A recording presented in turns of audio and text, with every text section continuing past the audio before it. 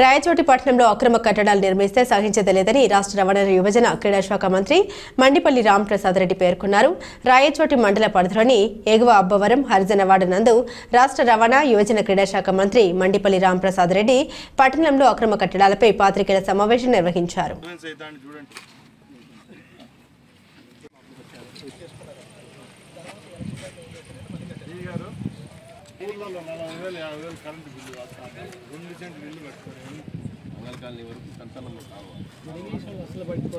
Irrigation పట్టించుకోలేదు అసలు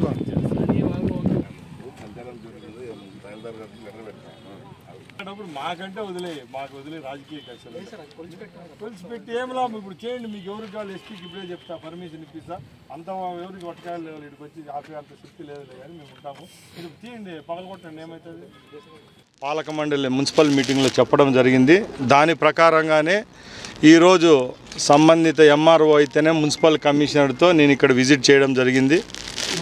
ఏ పార్టీలకు సంబంధం లేకుండా పార్టీలకు అతీతంగా ఎవరైతే ప్రభుత్వ భూములను ఆక్యుపై చేసినారో, ప్రభుత్వ భూముల్లో అక్రమ కట్టడాలు కడుతున్నారో, అలాగే గవర్నమెంట్కు నష్టం కలిగించే విధంగా అప్రూవల్ లేకుండా 6 అంతస్తుల అపార్ట్మెంట్లు కడుతున్నారో అలాంటి వాళ్ళపై చర్యలు తీసుకునేదానికి అధికారులకు ఆదేశం జరిగింది.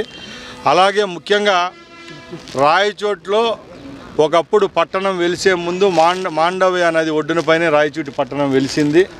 ఇప్పుడు మాండవ్య నది ఆక్యుపై అయిపోయి చుట్టూ 2 పక్కల బిల్డింగులు అలాగే అపార్ట్మెంట్ వెలిసినాయి. ముఖ్యంగా బఫర్ జోన్ కూడా వదలకుండా ఈరోజు కోట్లాది రూపాయలు వెచ్చించి ఇక్కడ బిల్డింగులు కడుతున్నారు. ఇవన్నీ ప్రభుత్వ అధికారుల దృష్టికి తీసుకొని వస్తున్నాం. ముఖ్యంగా ఎవరైతే ట్యాక్స్ ఎగరగొడుతున్నారో, ప్లాన్ అప్రూవల్ లేవో, గవర్నమెంటు గయాలు భూముల్లో బిల్డింగులు కడుతున్నారో అలాంటి వారిపై చర్యలు తీసుకుంటాం. ఇది ఏ పార్టీ వాళ్ళపై కక్ష సాధింపు కాదు.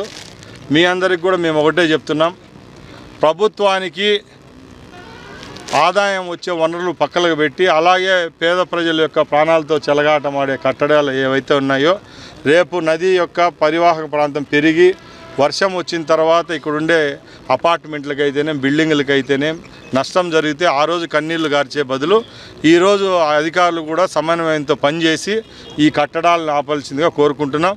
అలాగే ఎవరన్నా ఈ చర్యలను అతిక్రమించి ఇక్కడికి వస్తే మాత్రం ప్రభుత్వం తరపు నుంచి గట్టిగా చర్యలు తీసుకునేదానికి మేము సిద్ధంగా